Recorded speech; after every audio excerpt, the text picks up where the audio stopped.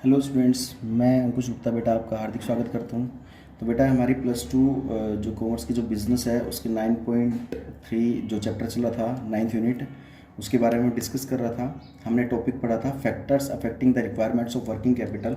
तो हमने बेटा अप्रोक्सीमेट 4 फैक्टर्स पढ़ लिए थे हमने। अब बेटा जो 5th फैक्टर आता है वो कौन सा है? Production cycle. क्या है बेटा? Production cycle. देखो बेटा, प्रोडक्शन साइकिल भी हमारे वर्किंग कैपिटल्स को अफेक्ट करता है। किस तरीके से? मतलब प्रोडक्शन साइकिल का मतलब क्या है कि रॉ मटेरियल को कन्वर्ट किस में करना है बेटा? रॉ मटेरियल को कन्वर्ट करना है किस में? फिनिश गुड्स या फिर फाइनल गुड्स में। तो प्रोडक्शन साइकिल हमारी क्या होती है? एक बिजनेस का काम क्या होता है? रॉ मटेरियल को कन्वर्ट करना है फिनिश गुड्स में। तो ठीक है, अगर the longer this period the more will be time for which the capital is remain blocked in raw material semi manufacture product. तो कहने का मतलब क्या है? अगर मुझे रॉ मटेरियल से फिनिश गुड्स कन्वर्ट करने में मुझे ज़्यादा टाइम लग रहा है तो बेटा मुझे वहाँ पर वर्किंग कैपिटल की रिक्वायरमेंट ज़्यादा होगी।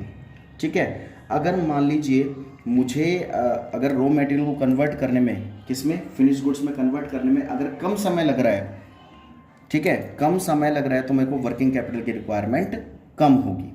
ठीक है, नेक्स्ट आता है बेटा आपके सामने 6 पॉइंट आता है credit allowed. Credit allowed, credit allowed का मतलब क्या होता है यहाँ पर कि those enterprises which sell goods on cash payment basis need little working capital. जो बिजनेस, मतलब कहने का मतलब क्या है, जो एक ऐसा बिजनेस होता है बेटा जो अपना गुड्स को कैश में बेचता है और एक होता है कि क्रेडिट पर बेचता है। ठीक है, क्रेडिट मीन्स उधार। तो बेटा जो बिजनेस अगर सारा का सारा अपना माल कैश में बेचता है तो फिर उसको मोर वर्किंग कैपिटल की ज़रूरत होगी, मोर वर्किंग कैपिटल की रिक्वायरमेंट होगी। अगर जो व्यक्ति कैश में बेच रहा है और क्रेडिट पे भी बेच रहा है तो उसको लेस वर्किंग कैपिटल की रिक्वायरमेंट होती है।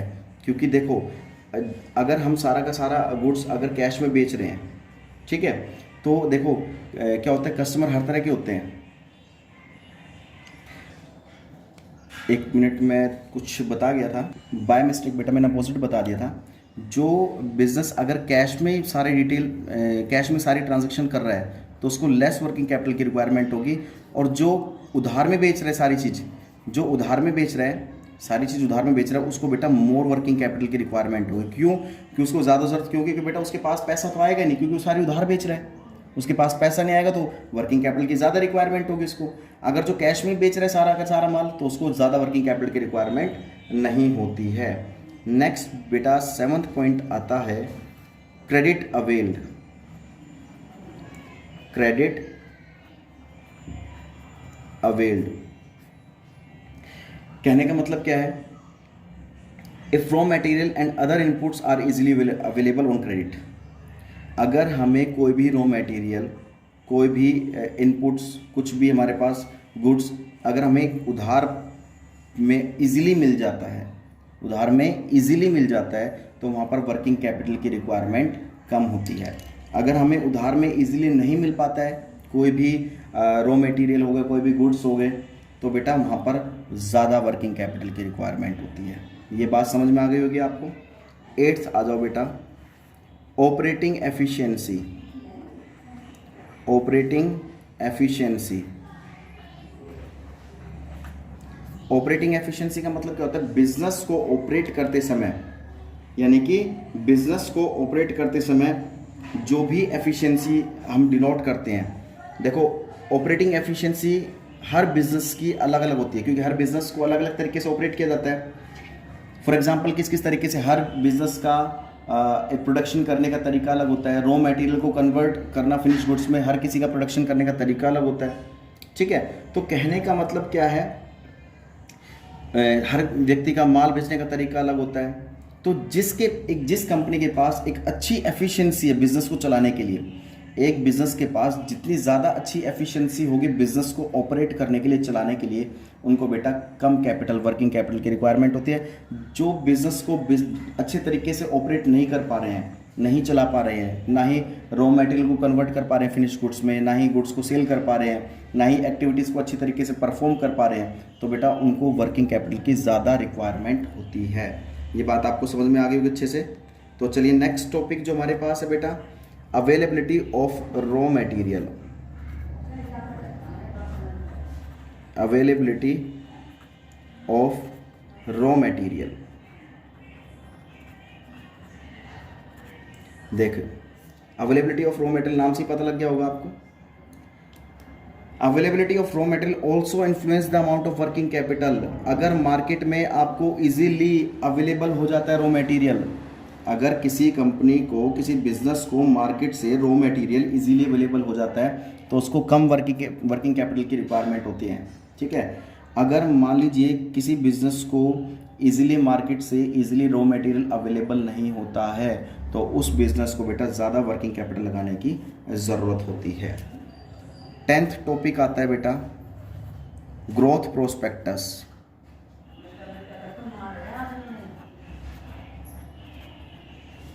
ग्रोथ प्रोस्पेक्टस, ठीक है, या ग्रोथ प्रोस्पेक्ट भी बोल सकते हैं इसको हम। ठीक है, कहने का मतलब क्या है, अगर किसी, if the growth potential is the concern is be receive to the be higher it will be required large amount of working capital. कहने का मतलब क्या है, अगर आपके बिजनेस की ग्रोथ ज़्यादा है या ज़्यादा करना चाह रहे हो, आप अपने बिजनेस को प्रमोट करना चाह रहे हो, डेवलप करना चाह रहे हो, ज़्यादा से ज़्यादा ग्रोथ करना चाह रहे हो, या आपके बिजनेस को ग्रोथ होने के लिए मतलब बहुत ज़्यादा टाइम की ज़रूरत है, बहुत ज़्यादा पैसे की ज़रूरत है, तो बेटा वहाँ पर वर्किंग कैपिटल की रिक्वायरमेंट ज़्यादा होगी।